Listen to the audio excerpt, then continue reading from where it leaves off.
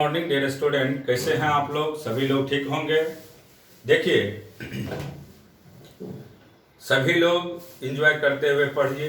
जैसे देखिए, ऑनलाइन अभी क्लास तो चल रहा है, लेकिन हम लोग ऑफलाइन भी क्लास स्टार्ट करने जा रहे हैं।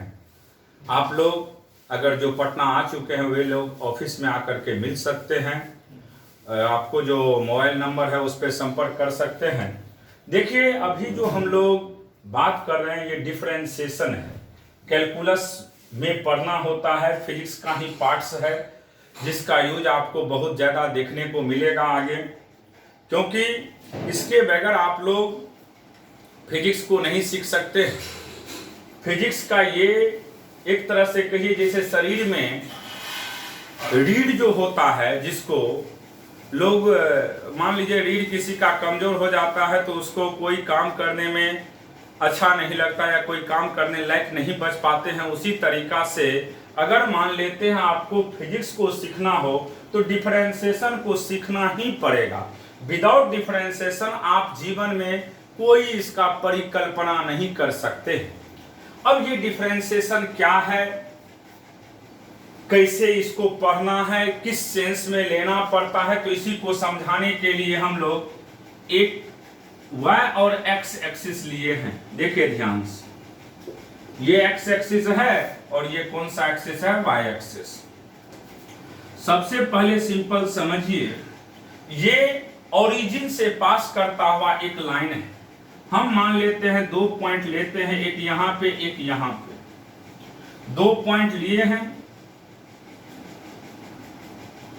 अब देखिए, अगर 2 पॉइंट हम लोग लिए हैं, ये थीटा है आपका, ये पॉइंट P है, इसका कोऑर्डिनेट x1, इसका कोऑर्डिनेट P का जो कोऑर्डिनेट हम लोग ले रहे हैं x1 y1 और Q कोऑर्डिनेट जो है x2 y2। अब देखिए, अभी ये ट्रायंगल नहीं दिख रहा, ये एक ट्रायंगल है और ये एक बड़ा ट्रायंगल है। लेकिन अगर मान लीजिए हम ऐसे ही एक लाइन इधर ड्रॉ करते हैं, समझना होगा। तो देखिए, अब आपको पता है यहां से यहां तक ये x1 है और यहां से यहां तक ये क्या है बाबू? x2। उसी तरीका से ये आपका y2 है और ये क्या है आपका? y1। तो ये जो डिफरेंस होगा ये छोटा सा, वैसे दिखाए हैं बड़ा, लेकिन एक्चुअल में ये बहुत ही छोटा है, टेंस टू 0 के बराबर है। ये जो आप देख रहे हैं इसको y2 माइनस y1 कहेंगे, इसी को डेल्टा y कहते हैं। उसी तरीका से अगर हम इसका बात करते हैं, ये जो छोटा सा पार्ट्स है इसको x2 माइनस x1 कहेंगे और इसी को डेल्टा x कहते हैं। अगर ये थीटा है तो आप रटे हुए हैं। थीटा के सामने वाले साइड को हमेशा क्या कहते हैं हम लोग? परपेंडिकुलर। और जिस पे थीटा बनता है उसको क्या कहते हैं? बेस कहते हैं। थीटा के सामने वाले साइड को हमेशा क्या कहते हैं? परपेंडिकुलर। और जिस पे थीटा बनता है उसको क्या कहते हैं? बेस। तो देखिए, थीटा के सामने ये है, ध्यान रहे कि यहां पे y2 माइनस y1 जिसको डेल्टा y कहते हैं, डेल्टा y कहते हैं, ये टेंस टू क्या होना चाहिए? 0। यानी 0 नहीं है लेकिन 0 के तरफ अप्रोच कर रहा है, टेंस टू 0 है।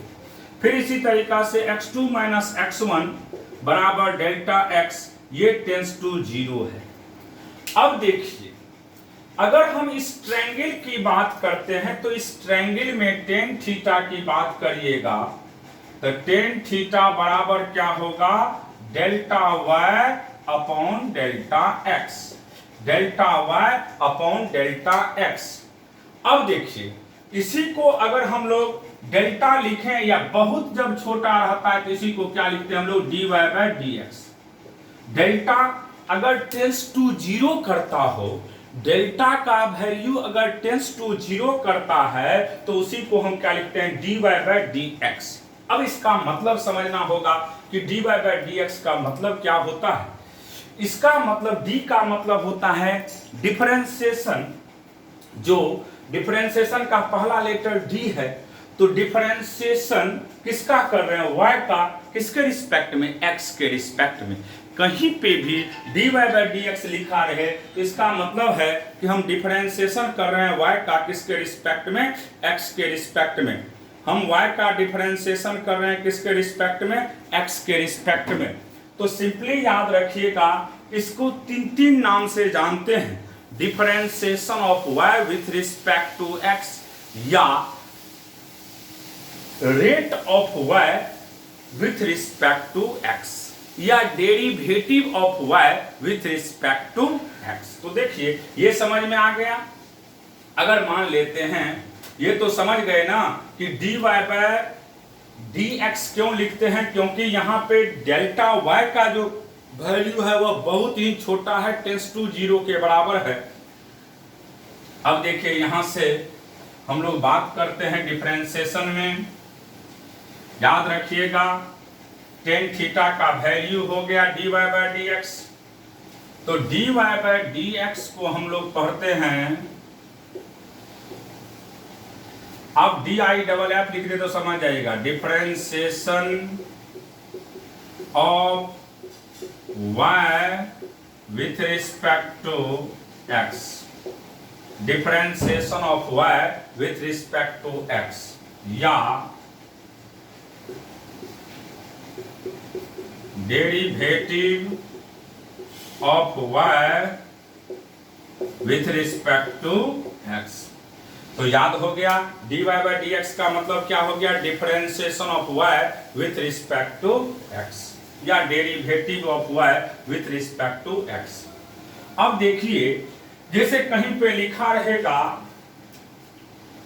dy बाई dt, तो इसको लिखेंगे differentiation of y with respect to time, differentiation of y with respect to time, differentiation of y with respect to time. Clear हो गया।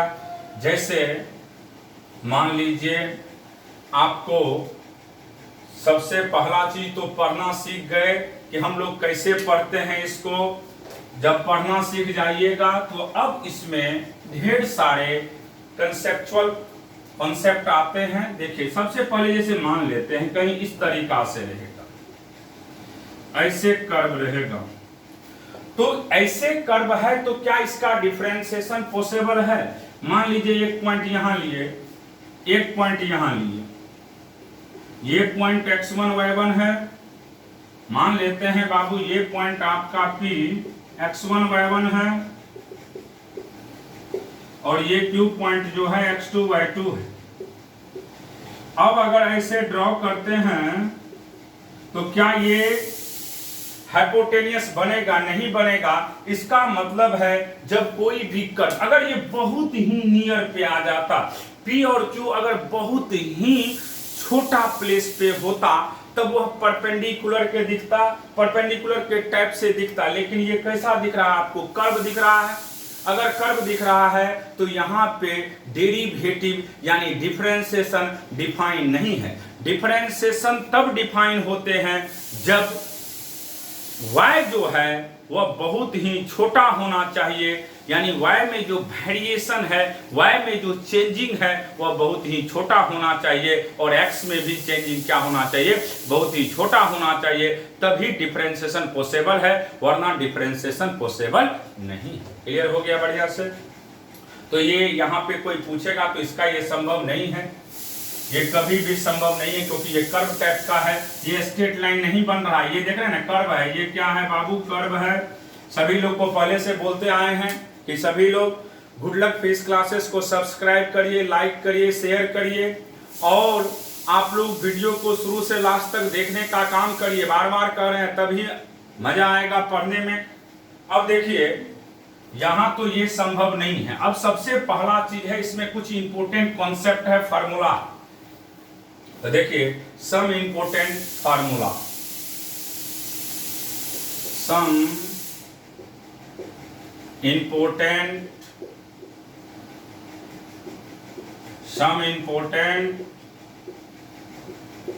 फार्मूला। Some important formula.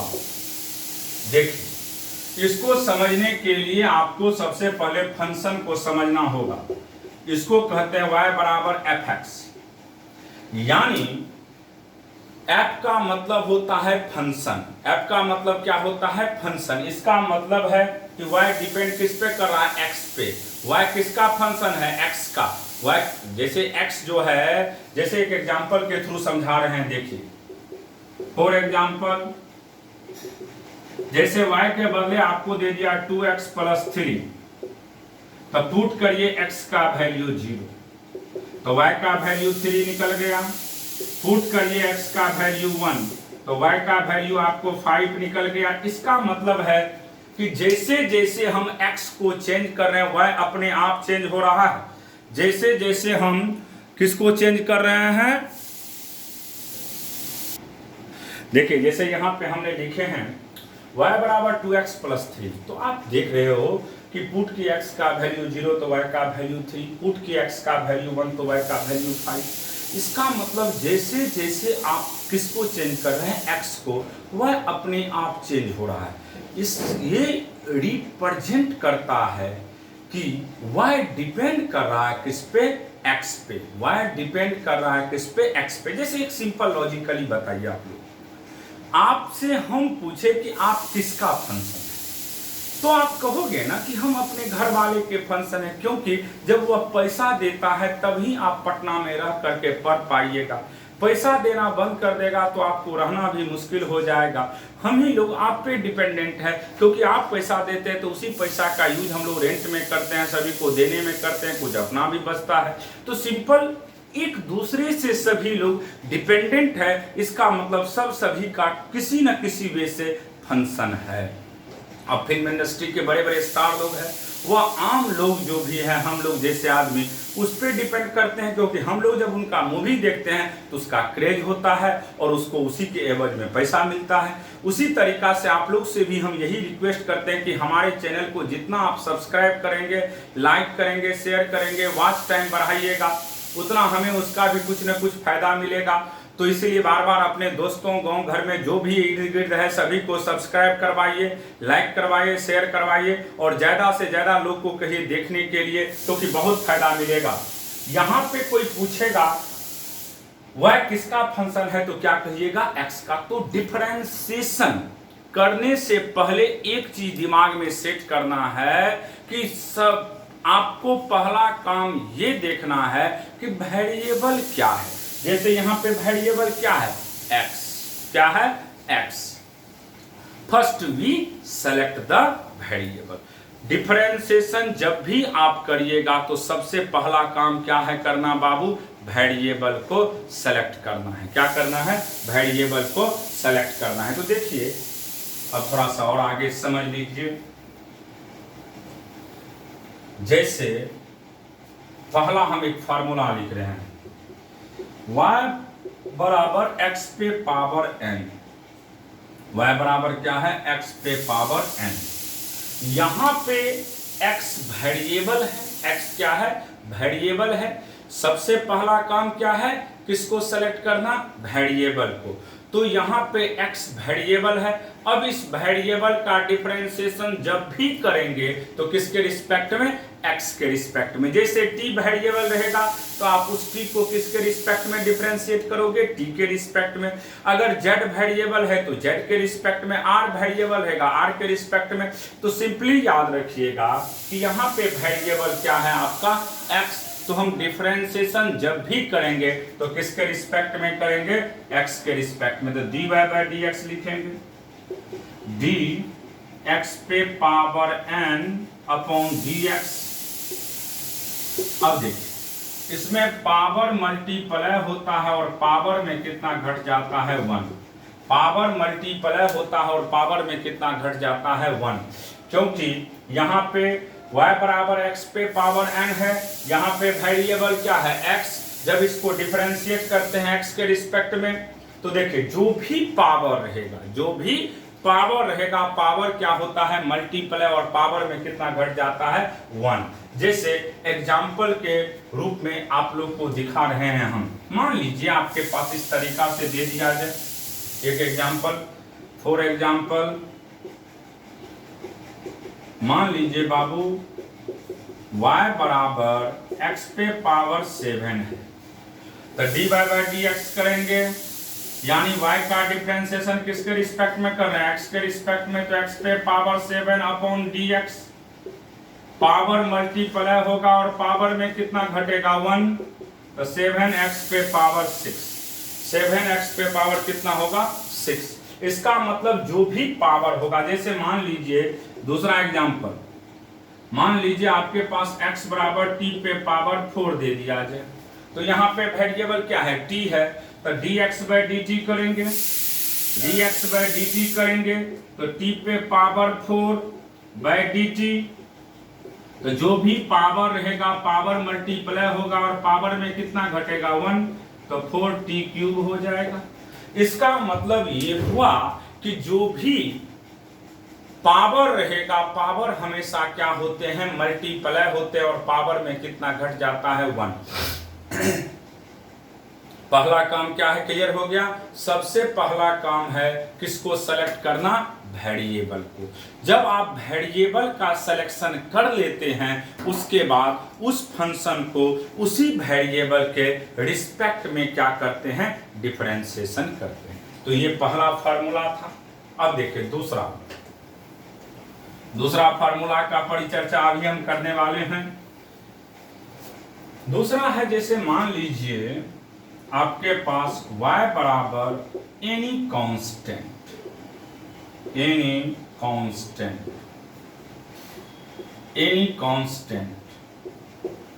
अब constant का पहला letter c है, इसलिए इसको किससे रिप्रेजेंट करते हैं, c से। अब कहिएगा कांस्टेंट क्या है, क्या ये पेन रात को बढ़ जाता है, दिन को घट जाता है, ऐसा संभव है, नहीं है। इसका मतलब इस पेन का लेंथ हमेशा कांस्टेंट रहेगा, इस घड़ी का मास हमेशा कांस्टेंट रहेगा, इसका मतलब ये बलिया का लेंथ हमेशा कांस्टेंट रहेगा। तो सिंपली याद रखिएगा कि जो कभी भी किसी भी तरह से चेंज नहीं हो, ऐसा तो नहीं है कि हम मुकेश कुमार अभी यहाँ है, घर जाएंगे तो दूसरा हो जाएंगे, ऐसा संभव है, नहीं है ना। इसका मतलब ये हुआ जो कहीं पे कभी भी चेंज नहीं करता है, उसी को क्या कहते हैं हम लोग, कांस्टेंट कहते हैं। क्या कहते हैं, कांस्टेंट। जैसे जितने भी काउंटिंग, 5 रुपया आपके पास है, पैसा वाला चीज ज्यादा याद रहता है सभी को, क्योंकि अभी अर्थ का बहुत ज्यादा किल्लत हो चुका है मार्केट में, हम लोग भी परेशान हैं। तो जैसे मान लीजिए आपके पास 5 रुपया है, कोई 1 रुपया है, किसी के पास 2 है, किसी के पास 3 है, ये सब जो भी है, क्या ऐसा है कि हम पॉकेट में 5 रुपया लेके चले तो रास्ता में ना खर्च करेंगे ना किसी को देंगे। तो मेरे पास ऐसा तो नहीं है कि 10 दिन के बाद 20 रुपया हो जाएगा, ऐसा संभव है, नहीं है। तो इसका मतलब है कि जितने भी काउंटिंग का नंबर है, जितने भी काउंटिंग का नंबर है, वे सभी क्या है, कांस्टेंट। मास हो गया, लेंथ हो गया, ETC इत्यादि, ये सभी क्या है, कांस्टेंट। और हमने बोले अभी कि सबसे पहले जब भी हम डिफरेंशिएशन करते हैं तो किसको सेलेक्ट करते हैं, बोलिए, वेरिएबल को। किसको बच्चों, वेरिएबल को। लेकिन यहां पे ये सभी क्या है, कांस्टेंट है। तो अगर मान लीजिए ये सभी कांस्टेंट है, ना चेंज होने वाला है, तो क्या इसका डिफरेंशिएशन हो सकता है, इसका कभी भी कोई डिफरेंशिएशन नहीं होगा। इसका मतलब इसका डिफरेंशिएशन जब भी आप करते हैं तो किसी भी कांस्टेंट का डिफरेंशिएशन किसी के रिस्पेक्ट में ऑलवेज क्या होता है, 0। किसी भी कांस्टेंट का डिफरेंशिएशन किसी के रिस्पेक्ट में हमेशा क्या होता है, 0। सेट हो गया दिमाग में। एनी कांस्टेंट, कोई भी कांस्टेंट हो, किसी भी कांस्टेंट का डिफरेंशिएशन किसी के रिस्पेक्ट में हमेशा क्या होता है, 0। क्लियर हो गया। जैसे एग्जांपल के तौर पे मान लेते हैं, हम बता रहे हैं आप लोग को, जैसे मान लीजिए आपके पास दिया रहेगा, फॉर एग्जांपल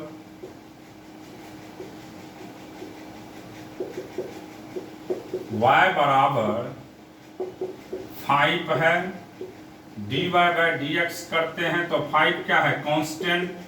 तो किसी भी कांस्टेंट का डिफरेंशिएशन हमने पहले ही बोले क्या होता है 0। दूसरा मान लीजिए आपके पास मास दे दिया है 5 kg या 10 kg या 15 kg। अगर इस मास को डिफरेंशिएट करते हैं आप लोग किसी के रिस्पेक्ट में, तो 15 को टाइम के रिस्पेक्ट में करेंगे तो कांस्टेंट है, कांस्टेंट का डिफरेंशिएशन क्या हो जाएगा 0। तो याद यही रखिएगा, कांस्टेंट हम उसको कहते हैं जो कभी भी चेंज नहीं करता, उसको कांस्टेंट कहते हैं। एनी कांस्टेंट, कोई भी कांस्टेंट हो, किसी भी कांस्टेंट का डिफरेंशिएशन किसी के रिस्पेक्ट में ऑलवेज क्या होता है 0। क्लियर हो गया दूसरा फॉर्मूला। कोई भी कांस्टेंट रहेगा, किसी भी कांस्टेंट का डिफरेंशिएशन हमेशा क्या होता है 0 होते हैं। क्लियर हो गया। अब देखिए तीसरा फॉर्मूला, अगर यही कांस्टेंट किसी के साथ गुणक में आ जाए यानी मल्टीप्लाई हो जाए, जैसे यही कांस्टेंट था c, अब देखिए यहां पे c x पे पावर n हो गया। अब ये जो कांस्टेंट था बच्चे वह क्या हो गया, इस वेरिएबल के साथ गुणक में आ गया। अब आपके मन में आएगा कि क्या इसका भी डिफरेंशिएशन 0 होगा, तो याद रखिएगा कभी भी इसका डिफरेंशिएशन 0 नहीं होगा। अब कहिएगा क्यों नहीं होगा, क्योंकि यहाँ पे जो कांस्टेंट आप देख रहे हो वो वेरिएबल के साथ क्या है गुणक में है यानी मल्टीपल है। क्लियर हो गया। अब सुनिए, अब यहाँ पे जब कोई कांस्टेंट किसी वेरिएबल के साथ गुणक में रहता है, मल्टीप्लाई में रहता है, तो आप सबसे पहले इसमें जो कोई वेरिएबल होगा उसको सेलेक्ट करिएगा। तो यहाँ पे वेरिएबल क्या है बाबू x, क्या है x, तो हम डिफरेंशिएशन किसके रिस्पेक्ट में करेंगे x के रिस्पेक्ट में। जैसे ही आप डिफरेंशिएशन करोगे तो जो भी कांस्टेंट रहेगा उस कांस्टेंट को क्या करिएगा बाहर। अगर कोई भी कांस्टेंट किसी वेरिएबल के साथ गुणक में रहता है, कोई भी कांस्टेंट किसी वेरिएबल के साथ गुणक में रहता है, तो हम सबसे पहला काम क्या करते हैं, उस कांस्टेंट को बाहर करते हैं। अब देखिए अभी तुरंत पढ़े हो इसका डिफरेंशिएशन, इसका डिफरेंशिएशन आपने पढ़ा है, तो क्या होगा पावर मल्टीप्लाई होगा और पावर में कितना घट जाएगा 1। यानी रूल कहता है कि अगर कोई कांस्टेंट किसी वेरिएबल के साथ मल्टीप्लाई में रहता है, अगर कोई कांस्टेंट किसी वेरिएबल के साथ मल्टीप्लाई में रहता है तो उस कांस्टेंट को क्या करते हैं बाहर, उसके बाद उस वेरिएबल का डिफरेंशिएशन करते हैं। तो उसका डिफरेंशिएशन आप जानते हैं कि पावर क्या होगा मल्टीप्लाई होगा और पावर में कितना घट जाएगा 1। फिर इसी तरीका से चौथा देखिए, और इसका एग्जांपल देखिए पहले, ये इंपॉर्टेंट है, इसका यूज फिजिक्स में बहुत ज्यादा होगा। फॉर एग्जांपल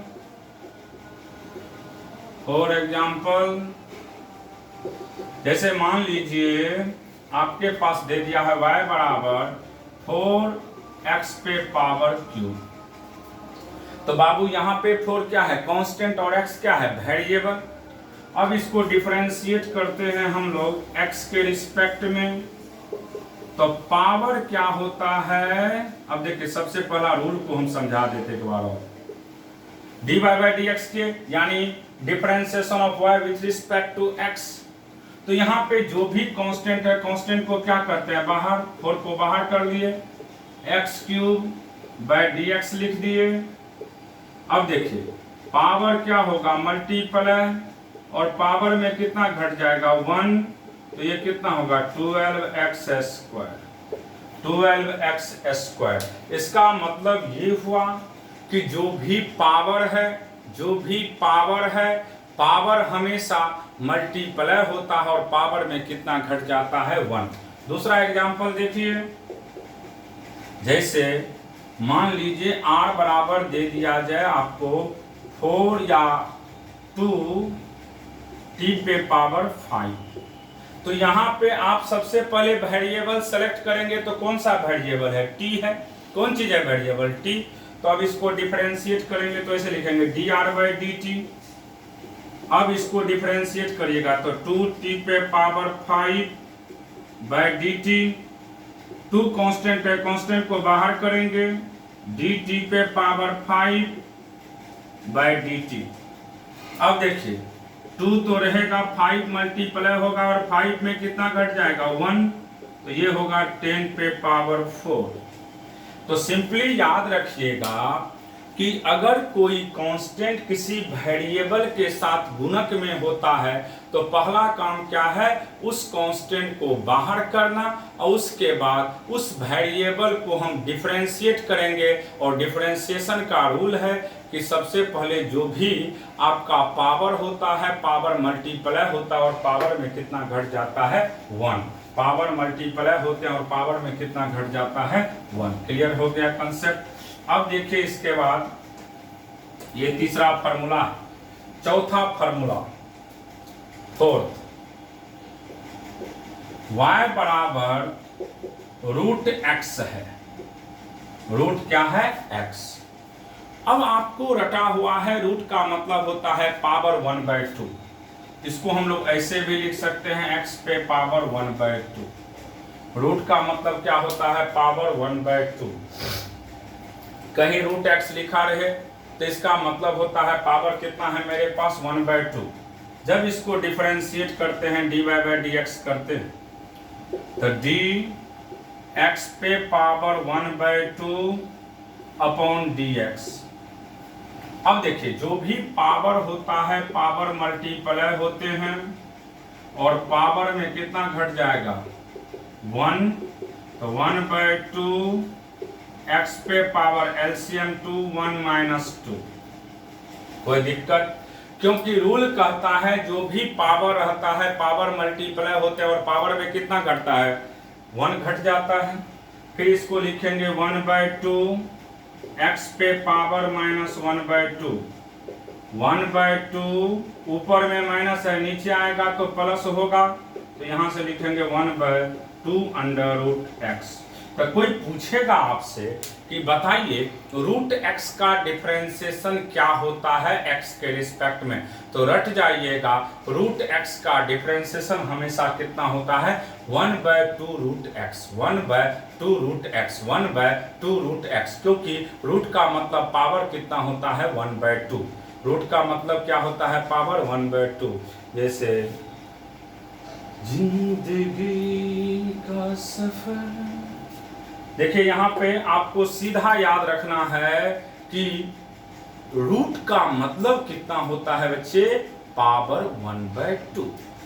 और जो भी पावर होता है, पावर मल्टीप्लाई होता है और पावर में कितना घट जाता है 1, तो हम कर दिए हैं। अब देखिए पांचवा फार्मूला की बात कर रहे हैं हम, फिफ्थ, समझिएगा। जैसे मान लीजिए इसका भी यूज फिजिक्स में बहुत ज्यादा होगा, y बराबर 1/x। y बराबर कितना बच्चा 1/x।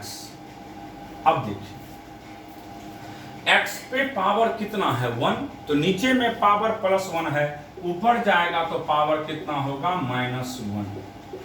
नीचे में पावर +1 है, ऊपर जाएगा तो पावर कितना होगा -1। अब इसको डिफरेंशिएट करिए तो dy बाई dx लिखिएगा क्योंकि वेरिएबल x है, तो dx पे पावर -1 बाई dx। रटाए हैं, पावर हमेशा क्या होता है मल्टीप्लाई, और पावर में कितना घट जाता है, जो भी रहेगा उसमें -1 घटा दीजिए। जो भी पहले से पावर रहेगा उस पावर में -1 को सब्सट्रैक्ट कर देना है। अब देखिए -1 इंटू एक्स पे पावर -2, -1 -2 हो गया। अब इसको लिखेंगे -1, ऊपर में माइनस है, नीचे आएगा तो पावर प्लस, यानी 1/x का डिफरेंस x के रिस्पेक्ट में क्या होगा -1/x²। 1/x का डिफरेंशिएशन 1/x का डिफरेंशिएशन एक्स के रिस्पेक्ट में हमेशा क्या होगा, -1/x², -1/x², रट जाइएगा, बहुत इंपॉर्टेंट है ये, वीवीआई कर दीजिएगा, इसका यूज फिजिक्स में बहुत ज्यादा होगा। अगर आपको दिया रहेगा 1/x का डिफरेंशिएशन x के रिस्पेक्ट में तो रट जाइएगा -1/x², -1/x², क्लियर हो गया। अब देखिए इसके बाद नेक्स्ट कंसेप्ट समझना होगा आप लोग को। छठा फॉर्मूला, y बराबर e पे पावर x, बहुत इंपॉर्टेंट है, इसको पढ़ते हम लोग एक्सपोनेंशियल फंक्शन।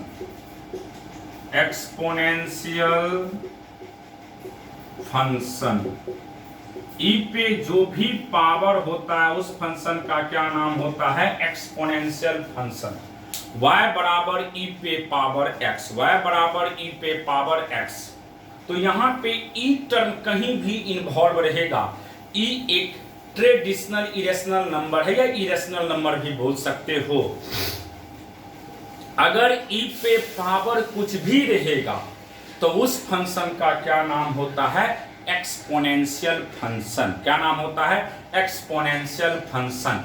ई पे कोई भी पावर होता है तब हम उस फंक्शन को क्या कहते हैं, एक्सपोनेंशियल फंक्शन के नाम से जानते हैं। किसके नाम से, एक्सपोनेंशियल फंक्शन के नाम से जानते हैं। जैसे आप dy/dx करते हो बाबू, d e पे पावर x अपॉन dx। अब देखिए एक्सपोनेंशियल फंक्शन पे जो भी पावर है, एक्सपोनेंशियल फंक्शन पे पावर क्या है, x, और हम डिफरेंशिएट किसके रिस्पेक्ट में कर रहे हैं, x के रिस्पेक्ट में। एक्सपोनेंशियल फंक्शन पे जो भी पावर होता है, अगर हम उस फंक्शन को उसी पावर के रिस्पेक्ट में डिफरेंशिएट करते हैं तो वैल्यू में कोई चेंजिंग नहीं होता है। तो यहाँ पे एक्सपोनेंशियल फंक्शन पे पावर क्या है, x है, और हम डिफरेंशिएशन किसके रिस्पेक्ट में कर रहे हैं, x के रिस्पेक्ट में। तो यहाँ पे वैल्यू में कोई चेंजिंग नहीं होगा, और इसका भी वैल्यू क्या होगा, e पे पावर x। क्लियर हो गया। तो याद रखिएगा कि एक्सपोनेंशियल फंक्शन पे जो भी पावर होता है, अगर हम उस फंक्शन को उसी पावर के रिस्पेक्ट में